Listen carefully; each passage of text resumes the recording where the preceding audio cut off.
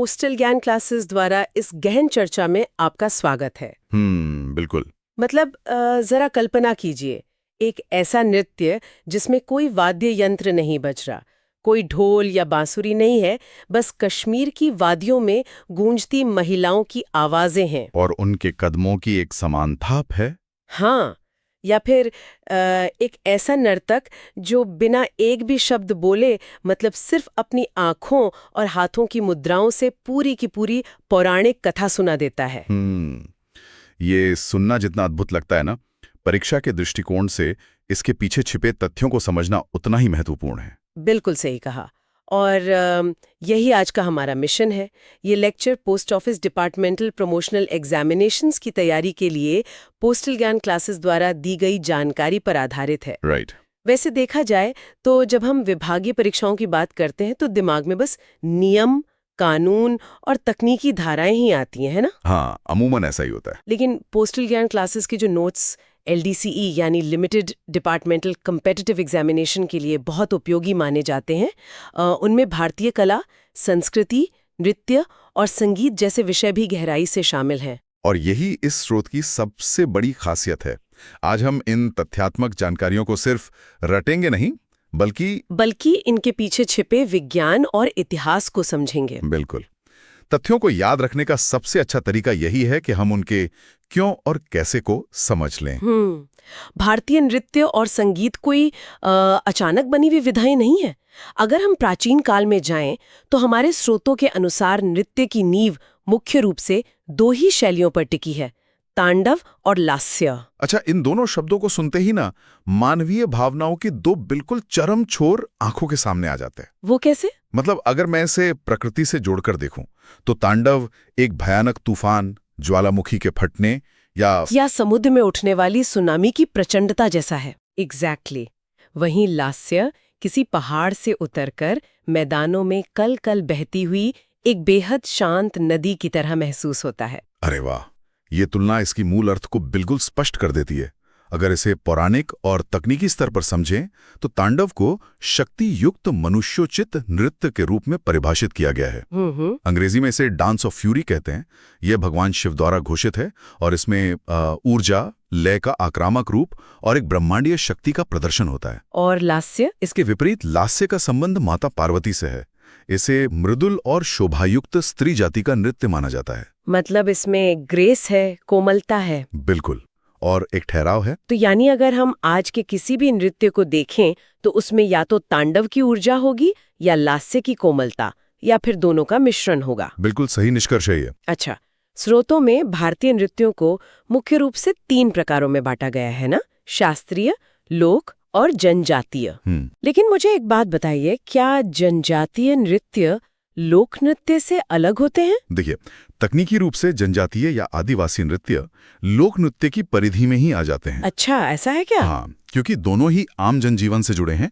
इसीलिए कला के विद्वान मुख्य रूप से 2 ही कोठियां मानते हैं, शास्त्रीय नृत्य जिसे हम क्लासिकल डांस कहते हैं और लोक नृत्य यानी फोक डांस। समझ गई। हालांकि कुछ उपशास्त्रीय नृत्य भी हैं जो इन दोनों के बीच का एक पुल है, जैसे केरल के चक्यार कुठुआ, ओटनदल्लन, कुडियापट्टम, कृष्णनट्टम। और कर्नाटक का यक्षगान, है ना? बिल्कुल सही। ये वर्गीकरण तो नोट्स बनाने वालों के लिए बहुत काम का है। बिल्कुल है। चलिए, अब इस चर्चा को उन 8 प्रमुख शास्त्रीय नृत्यों की ओर मोड़ते हैं जो भरत मुनि के नाट्य शास्त्र जैसे कड़े नियमों से बंधे हैं। इन नृत्यों में भक्ति भाव और अनुशासन का एक अलग ही स्तर देखने को मिलता है। राइट। इस सूची को पढ़ते हुए मेरे मन में एक उलझन थी। कैसी उलझन? भरतनाट्यम और मोहिनीअट्टम दोनों का उद्भव दक्षिण भारत से ही माना जाता है, फिर भी दोनों की आत्मा मुझे बिल्कुल अलग लगती है। ऐसा क्यों? इस बुनियादी अंतर को समझना परीक्षा के लिए बेहद जरूरी है। देखिए, केरल का मोहिनीअट्टम, जिसके नाम में ही मोहिनी यानी मन मोहने वाला छिपा है, ये पूरी तरह से श्रृंगार प्रधान है। अच्छा। ये वैष्णव भक्त परंपरा से प्रेरित है और इसमें नर्तकी की वेशभूषा बहुत सरल लेकिन बेहद आकर्षक होती है। और सबसे अहम बात यह है कि मोहिनीअट्टम में लास्य और तांडव की प्रधानता होती है। जबकि भरतनाट्यम का मिजाज इससे अलग है। ये तमिलनाडु से आता है और कर्नाटक संगीत पर आधारित है, राइट? एकदम सही। भरतनाट्यम भरत मुनि के नाट्य शास्त्र से सीधे तौर पर विकसित हुआ है। ये श्रृंगार प्रधान लास्य शैली जरूर है, लेकिन क्या? लेकिन इसकी मूल आत्मा भक्ति प्रधान है। इसमें लास्य और तांडव मुख्य रूप से हावी नहीं होते, बल्कि उन्हें सिर्फ अंगों के रूप में, यानी प्रदर्शन के एक हिस्से के रूप में इस्तेमाल किया जाता है। यानी मोहिनी अट्टम में श्रृंगार और आकर्षण केंद्र में है, और भरतनाट्यम में ईश्वर के प्रति शुद्ध भक्ति। बिल्कुल सटीक अंतर पकड़ा आपने। अब केरल के ही एक और प्रतिष्ठित नृत्य कथकली की बात करते हैं। ये मुझे बहुत रहस्यमयी लगता है। वो क्यों? क्योंकि इसमें नर्तक कुछ बोलता ही नहीं है। हाँ, कथकली की यही सबसे बड़ी खासियत है। ये पूरी तरह से एक कहानी पर आधारित नृत्य है। मंच पर पार्श्व गायन होता है, यानी बैकग्राउंड में गायक कहानी गाते हैं। बिल्कुल, और नर्तक सिर्फ अपने चेहरे के भावों और हाथ की मुद्राओं से उस पर अभिनय करता है। अरे वाह! और पता है, इसमें पात्रों की पहचान उनके वेशभूषा और उनके चेहरे पर किए गए जटिल मेकअप से होती है। हर रंग और हर मुखौटे का अपना एक अर्थ होता है। मतलब बिना बोले पूरी महाभारत या रामायण कह देना, ये अपने आप में किसी चमत्कार से कम नहीं है। बिल्कुल। और आंध्र प्रदेश व तेलंगाना का कुचिपुड़ी, इसका उद्देश्य तो शायद कुछ और ही था, है ना? वेद और उपनिषदों में वर्णित धर्म और अध्यात्म के प्रचार प्रसार के लिए हुआ था। अच्छा, इसीलिए इसमें सिर्फ नृत्य नहीं होता। सही कहा, इसमें नृत्य और अभिनय का मिश्रित रूप मान्य होता है, ताकि संदेश सीधे दर्शकों तक पहुंच सके। अगर हम संदेश और समर्पण की बात कर रहे हैं, तो उड़ीसा के ओडिसी नृत्य को तो नहीं भूल सकते। बिल्कुल नहीं। मैंने पढ़ा है कि ओडिसी नृत्य करते समय नर्तकी का शरीर मंदिर की मूर्तियों जैसी मुद्राएं बनाता है। हाँ, ये ओडिसी नृत्य का सार है। ये पूरी तरह से भगवान जगन्नाथ के प्रति समर्पण है। इसमें त्रिभंग मुद्रा का प्रयोग होता है, और नर्तकी के नेत्र, ग्रीवा यानी गर्दन, हस्त मुद्रा और पद संचालन पर सबसे ज्यादा ध्यान दिया जाता है। हर एक अंग की गति एकदम नपी तुली होती होगी। बिल्कुल। और उत्तर भारत का कथक? नाम से ही लगता है, कथा कहने वाला। हाँ, कथक एक भाव और लय प्रधान नृत्य है। ये एक शुद्ध शास्त्रीय शैली है, जहां नर्तक अपने शरीर के अंगों और मुख के भावों द्वारा कहानी प्रस्तुत करता है। इसमें पैरों की लहकारी और चक्कर बहुत महत्वपूर्ण होते हैं। बिल्कुल। इसके बाद आता है मणिपुर का मणिपुरी नृत्य। मणिपुरी नृत्य तो पूरी तरह से वैष्णव धर्म की विषय वस्तु में डूबा हुआ लगता है मुझे, विशेषकर रासलीला में। मणिपुरी नृत्य की रासलीला सिर्फ कृष्ण और गोपियों का नृत्य नहीं है। दार्शनिक स्तर पर यह जीवात्मा और परमात्मा के अटूट संबंध को दर्शाती है। बहुत ही कोमल और आध्यात्मिक नृत्य है ये। हाँ, और इस 8 शास्त्रीय नृत्यों की सूची में आखिरी नाम कौन सा है? असम का सतारिया। परीक्षा में अक्सर ये सवाल आता है कि शास्त्रीय नृत्यों की सूची में सबसे नवीनतम कौन सा है, तो उत्तर सतारिया ही होगा। राइट। तो हमने मंदिरों और राज दरबारों में होने वाले शास्त्रीय नृत्यों के कड़े नियमों को समझा। बिल्कुल। लेकिन चलिए अब उन नृत्यों की तरफ चलते हैं जो खेतों में, आंगनों में और चौपालों पर होते हैं, यानी हमारे लोक नृत्य, फोक डांस। शास्त्रीय नृत्यों के मुकाबले लोक नृत्य मुझे बहुत स्वतंत्र लगते हैं। मतलब ऐसा लगता है जैसे जब प्रकृति, मौसम बदलती है तो इंसान के पैर अपने आप थिरकने लगते हैं। सही कहा आपने। क्या इनका सीधा संबंध हमारे कृषि चक्र से है? एकदम सीधा संबंध है। लोक नृत्य असल में समाज, कृषि और परंपरा का दर्पण ही है। असम के बिहू को ही देख लीजिए। अच्छा। ये अरण्यक यानी जंगल और प्रकृति की परंपरा से जुड़ा है, और मीरी तथा कछारी जनजातियों द्वारा किया जाता है। ये साल में 3 बार होता है। ओह, 3 बार? हाँ, और तीनों बार कृषि चक्र से जुड़ा है। नववर्ष के प्रारंभ पर वोहाक बिहू, फसल पकने की खुशी में माघ बिहू, और वसंतोत्सव के समय वैशाख बिहू। क्या बात है। और अभी शो की शुरुआत में मैंने जिस नृत्य का जिक्र किया था, बिना किसी वाद्य यंत्र के होने वाला नृत्य, वो जम्मू कश्मीर का राउफ या रूफ नृत्य है। यह भी फसल कटाई के बाद होता है। अच्छा। इसकी सबसे बड़ी विशेषता जो LDC परीक्षा में पूछी जा सकती है, अच्छा, वो यही है कि ये वाद्य यंत्र रहित है। स्त्रियां 2 पंक्तियों में आमने सामने खड़ी होकर सिर्फ अपनी आवाजों और कदमों की थाप पर ये लोक नृत्य करती हैं ना? बिल्कुल। ये सादगी ही इसे खास बनाती है। इसके विपरीत गुजरात के गरबा और डांडिया हैं, जहां भरपूर रंग और ऊर्जा होती है। सही बात है। गरबा नवरात्रि में अंबा माता की आराधना में घड़े के साथ किया जाता है। जबकि डांडिया में स्त्रियां वृत्ताकार घेरे में रंग बिरंगे डंडों को टकरा कर नाचती हैं। और ऊर्जा की बात हो और पंजाब के भांगड़ा और गिद्दा का नाम ना आए, ऐसा हो नहीं सकता। बिल्कुल। भांगड़ा पुरुषों द्वारा वाद्यंत्रों और दमदार गायन के साथ होता है, जबकि गिद्दा मांगलिक अवसरों पर केवल स्त्रियों द्वारा किया जाता है।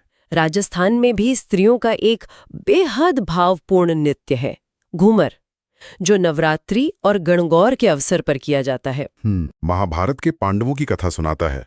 मतलब एक ही इंसान सब कुछ करता है? हाँ, और उसी के अनुसार भाव भंगिमाएं बदलता है। अरे वाह! इसी तरह बिहार और उत्तर प्रदेश के भोजपुरी क्षेत्र का विदेशिया नृत्य है। विदेशिया? हाँ, ये सिर्फ मनोरंजक नहीं है, बल्कि ये समाज की विषमताओं को उजागर करने वाला एक उपदेशात्मक नृत्य है। अच्छा, एक तरह से विदेशिया उस समय का नुक्कड़ नाटक था जो लोगों को जागरूक करता था। बिल्कुल।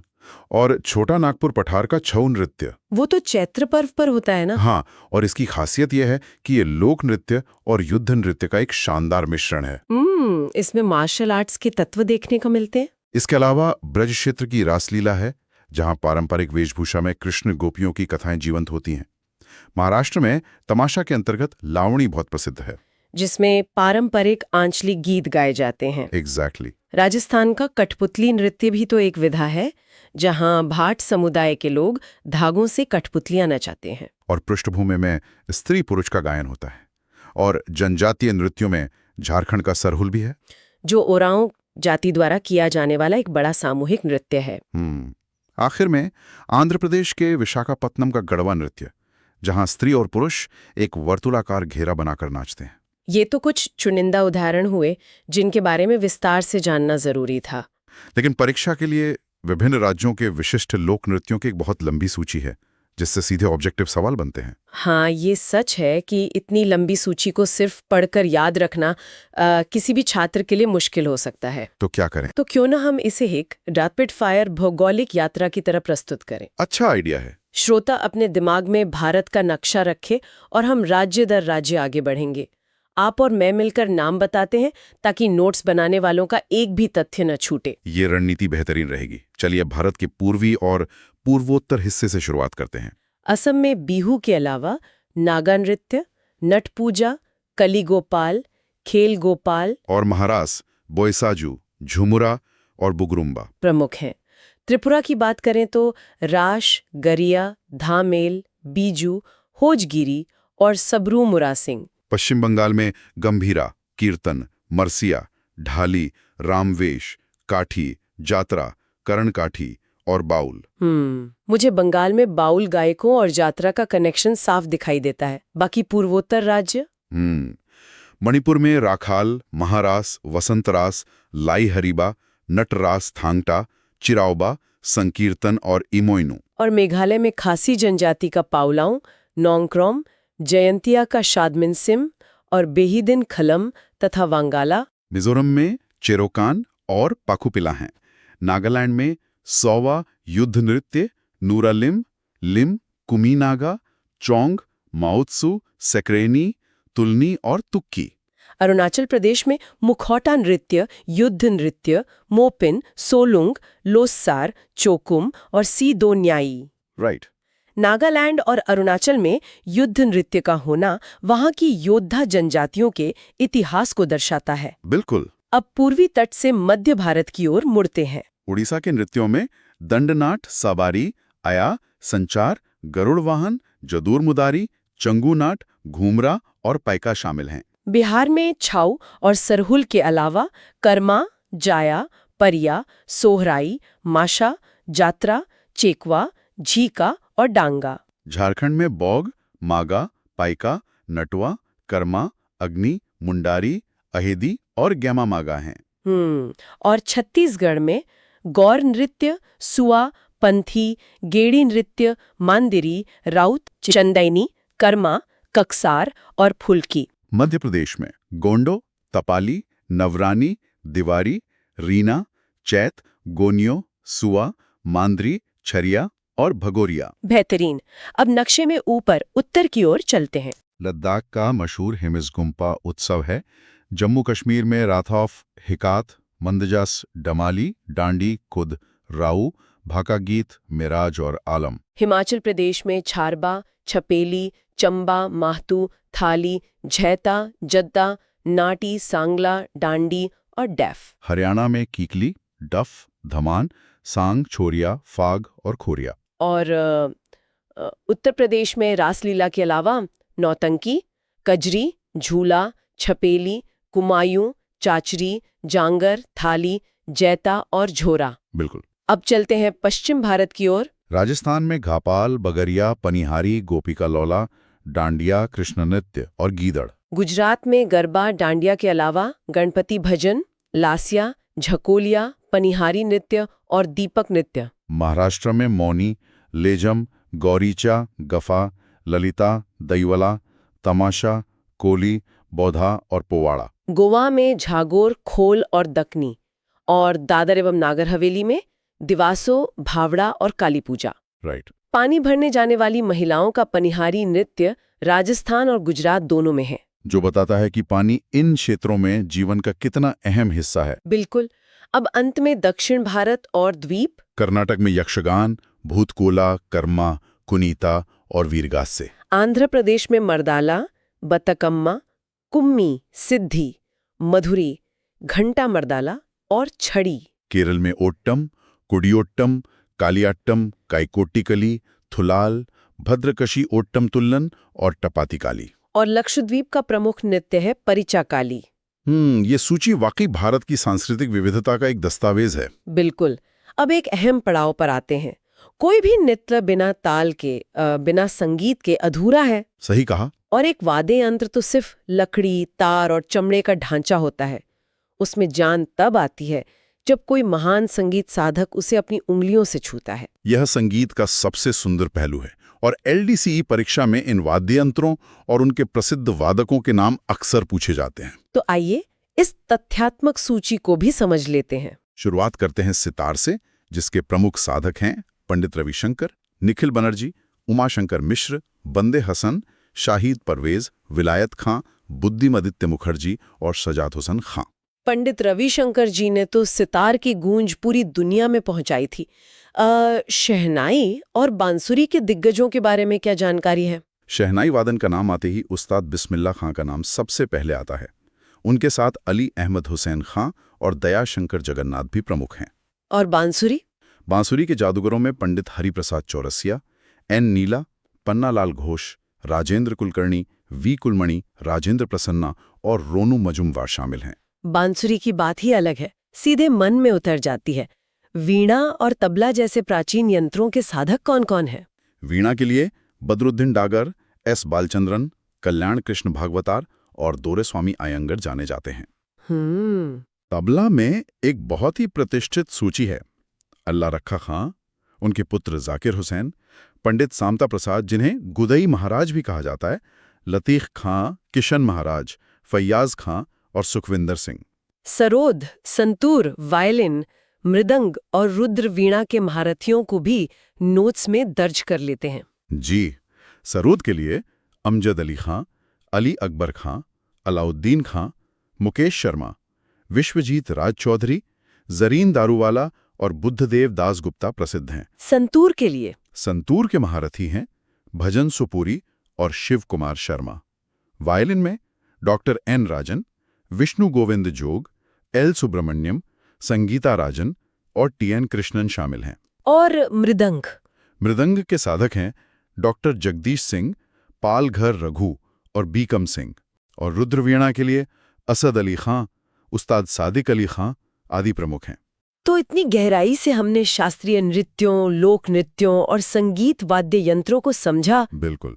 जो भी इस चर्चा को सुन रहा है, उनके LDC परीक्षा के नोट्स यकीनन मजबूत हो गए होंगे, इसमें कोई शक नहीं है। लेकिन जो पढ़ा है उसे परखना भी जरूरी है। चलिए श्रोताओं के लाभार्थ हम एक छोटा सा इंटरैक्टिव क्विज खेलते हैं। मैं श्रोतों से 4 सवाल पूछूंगी, आप जवाब दीजिए। बिल्कुल, मैं तैयार हूँ। पहला सवाल, वह कौन सा लोक नृत्य है जो पूरी तरह से बिना वाद्ययंत्र की किया जाता है? ये हम चर्चा कर चुके हैं। जम्मू कश्मीर का राउफ या रूफ नृत्य, जो केवल स्त्रियों द्वारा आमने सामने खड़े होकर किया जाता है। सटीक जवाब। दूसरा सवाल, वह कौन सा शास्त्रीय नृत्य है जो पूरी तरह से कहानी पर आधारित है और जिसमें पात्रों की पहचान सिर्फ उनकी वेशभूषा से होती है। ये केरल का नृत्य कथकली है, जिसमें नर्तक सिर्फ पार्श्व गायन पर अभिनय करता है। बिल्कुल सही। तीसरा सवाल, पंडवानी नृत्य मुख्य रूप से किस राज्य से संबंधित है और इसमें किसकी कथा गाई जाती है? ये छत्तीसगढ़ और मध्य प्रदेश क्षेत्र का एकल नृत्य है और इसमें समवेद स्वरों में पांडवों की कथा गाई जाती है। और आज का आखिरी सवाल, शास्त्रीय नृत्यों की मान्यता प्राप्त सूची में सबसे नवीनतम नृत्य कौन सा है? ये भी आसान है। असम का सत्तारिया नृत्य इस सूची में सबसे नया जोड़ा गया शास्त्रीय नृत्य है। अरे वाह, इस क्विज ने अहम जानकारियों को एक बार फिर से पक्का कर दिया। बिल्कुल। आज हमने तांडव की ऊर्जा से लेकर लास्य की कोमलता तक, असम के खेतों के बीहू से लेकर कथकली के मुखौटों तक और बांसुरी की धुन से लेकर तबले की थाप तक का लंबा सफर तय किया है। सही कहा। कला और नृत्य सिर्फ मंच पर प्रस्तुत होने वाला मनोरंजन नहीं है, ये हमारी जड़ों का हिस्सा हैं। ये लोक नृत्य और वाद्य यंत्र असल में भारत के इतिहास, हमारे कृषि चक्र, बदलती ऋतुओं और हमारे गहरे अध्यात्म का एक जीता जागता अभिलेख हैं। जब कोई व्यक्ति इन्हें सीखता है या प्रस्तुत करता है तो वह किसी नियम को नहीं बल्कि सदियों पुरानी परंपरा को जी रहा होता है। और यहीं से एक बहुत ही प्रासंगिक विचार जन्म लेता है। ये एक ऐसा सवाल है जो किसी भी श्रोता को सोचने पर मजबूर कर देता है। क्या? आज के इस आधुनिक, डिजिटल और तेज रफ्तार दौर में, जहां हर जानकारी सिर्फ स्क्रीन पर एक क्लिक दूर है, हम इंसान अपनी इन सदियों पुरानी प्राकृतिक लय और ताल को कैसे सहेज सकते हैं? बहुत गहरा सवाल है। परीक्षा पास करने के अलावा अपनी आत्मा की संस्कृति को जिंदा रखना भी तो हमारी ही जिम्मेदारी है। बिल्कुल, इससे सहमत हूं मैं। इस विचार के साथ ये चर्चा यहीं समाप्त होती है। पोस्टल ज्ञान क्लासेस के साथ जुड़ने के लिए धन्यवाद। पोस्टल ज्ञान क्लासेस का ये लेक्चर देखने के लिए धन्यवाद।